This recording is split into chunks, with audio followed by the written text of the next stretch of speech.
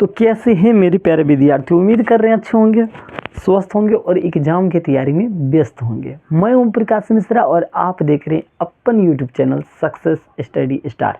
तो मेरे प्यारे विद्यार्थियों, आज जो मैं आप सबको पढ़ाने वाला हूं, जो संस्कृत का VVI सब्जेक्टिव क्वेश्चन है, VVI सब्जेक्टिव क्वेश्चन, और कॉन्फर्म आपको मैं कह रहा हूँ, ये जो लिखा हुआ आपको क्लास में ही मतलब अभी के अभी याद करवा देंगे, ठीक है। तो और जितने भी सब्जेक्टिव ना आपको यही 19 फरवरी को देखने के लिए मिलेगा, ठीक है। तो यदि आप हमारे चैनल पर पहली बार है तो चैनल को सब्सक्राइब, लाइक और शेयर और कमेंट जरूर करें, ठीक है। तो चलिए ना प्यारा तरीके से सवाल को फोड़ते हैं। और हाँ, अगर अभी तक आप हमारे चैनल को सब्सक्राइब नहीं किए हैं, जल्द से जल्द कर लीजिए।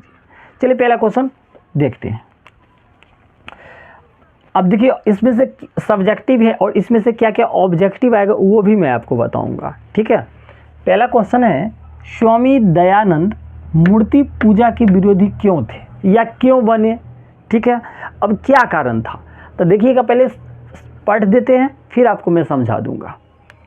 स्वामी दयानंद मूर्ति पूजा के विरोधी इसलिए थे क्योंकि, देखिए अब ये लाइन जो है आपको क्वेश्चन से ही तो लिख लेना है, क्वेश्चन में ही स्वामी दयानंद मूर्ति पूजा के विरोधी क्यों थे। जब ये क्यों थे तो क्वेश्चन में से ही इसका आंसर ले लिए हैं। स्वामी दयानंद मूर्ति पूजा के विरोधी इसलिए थे, क्यों थे तो इसलिए थे। अब इसलिए थे तो मतलब इसका कारण तो देना होगा ना। कारण सुनिए, क्योंकि शिवरात्रि के रात में मंदिर में चूहा भगवान पर चढ़ा प्रसाद खा रहा था। अरे रे रे, खा रहा था बउआड़े।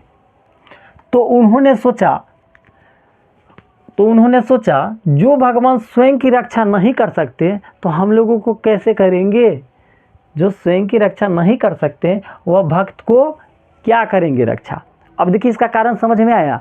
देखिए अब मेरे इधर से एकदम, आप इस बोर्ड पर नहीं, अब मेरे इधर ध्यान दीजिए।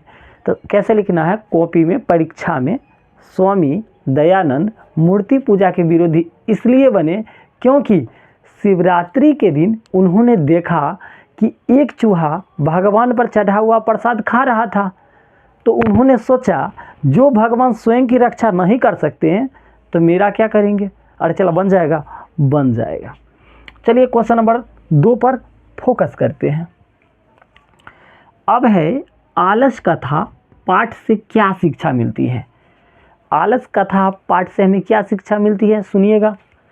तो विद्यापति रचित आलस कथा। अब देखिए यहाँ से ऑब्जेक्टिव भी आ सकता है, जो आलस कथा के लेखक कौन है तो विद्यापति है, ठीक है।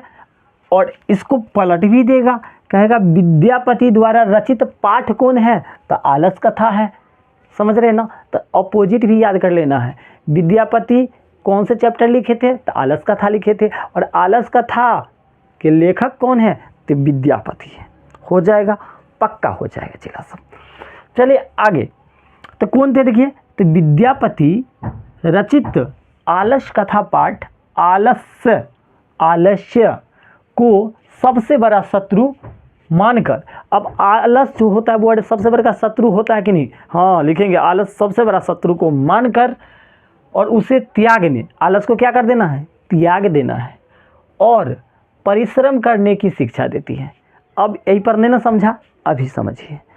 तो लिखेंगे आलस कथा पाठ से हमें यह शिक्षा मिलती है कि आलस सबसे बड़ा शत्रु है। आलस सबसे बड़ा शत्रु है जिसे हम त्याग कर, आलस को त्याग कर क्या करेंगे, परिश्रम करने की शिक्षा देती है। किसका करने के, परिश्रम करने के, चला मेहनत करने के, ठीक है। तो चलिए ना क्वेश्चन नंबर 3 पर फोकस कर रहे हैं। और हाँ, अच्छा लग रहा है तो चैनल को भी सब्सक्राइब कर देना है।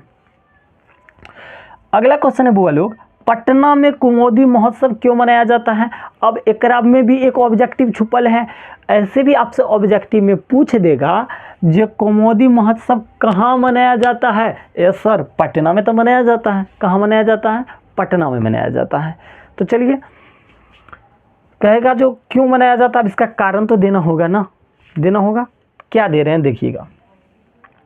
पटना में प्राचीन मतलब बहुत पहले, पटना में प्राचीन में कुमोदी महोत्सव मुख्य रूप से शरद ऋतु में सुख समृद्धि और प्राकृतिक का जश्न मनाने के लिए प्राचीन काल से मनाया जाता है। पहले बुआड़े इनमें 2-3 गो ऑब्जेक्टिव छुपल हैं, ओकरा बता देते हैं, फिर इसको हम आपको क्लास में ही याद करवा देंगे। तो सुनिएगा, ऑब्जेक्टिव का बात करते हैं पहले। तो आपको पहला ऑब्जेक्टिव तो समझ में आ गया, कुमुदी महोत्सव कहाँ मनाया जाता है? पटना में मनाया जाता है। पहला तो आपको कंप्लीट हो गया। दूसरा पूछेगा कुमुदी महोत्सव कब मनाया जाता, कौन सा ऋतु में? सर शरद ऋतु में मनाया जाता है। कब मनाया जाता है बोलो? शरद ऋतु में। और शरद ऋतु में क्या मनाया जाता है? कुमुदी महोत्सव मनाया जाता है। ठीक है, तो दूसरा ऑब्जेक्टिव भी आप लोग अच्छे से समझ गए। अब एक और ऑब्जेक्टिव यहाँ से बनता है, पूछ सकता है आप सभी से, जो कुमुदी महोत्सव मुख्य रूप से किसके बचाने के लिए मनाया जाता है? तो प्राकृतिक को बचाने का बात करता है। किसके? प्राकृतिक को बचाने का बात करता है। ठीक है, चलिए अब आ जाते हैं डायरेक्ट अपना क्वेश्चन पे।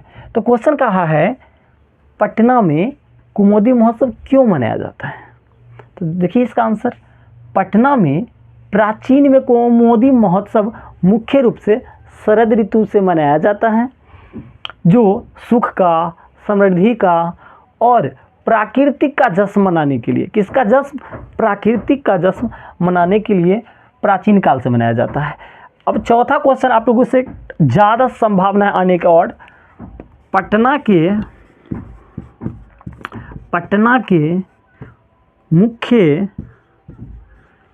के मुख्य दर्शनीय स्थल का नाम, दर्शनीय स्थल का नाम, मतलब इसका अर्थ हुआ बुआ लोग, स्थल कौन कौन है? कौन कौन है?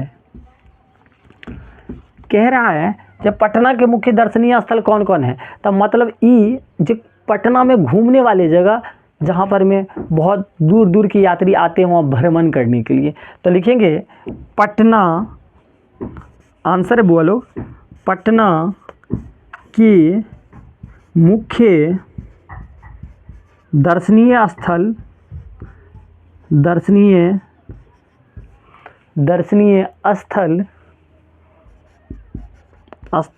निम्न है। अब कौन कौन है वो लोग आप ही लोग बता दीजिए। तो सर पहला तो हम चालू करेंगे गोलघर से। जी हाँ, पहला है बुआ लोग गोलघर। सर दूसरा क्या है? तो सर दूसरा है वहाँ का फेमस गांधी मैदान।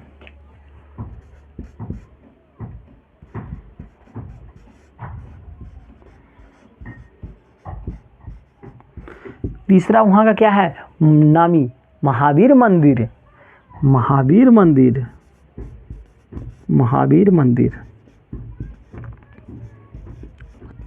और चौथा क्या है? तो चौथा आप लोग तो जानते हैं, वहाँ का ये जो नामी है चिड़ियाघर, जिसका नाम है संजय गांधी जैविक उद्यान।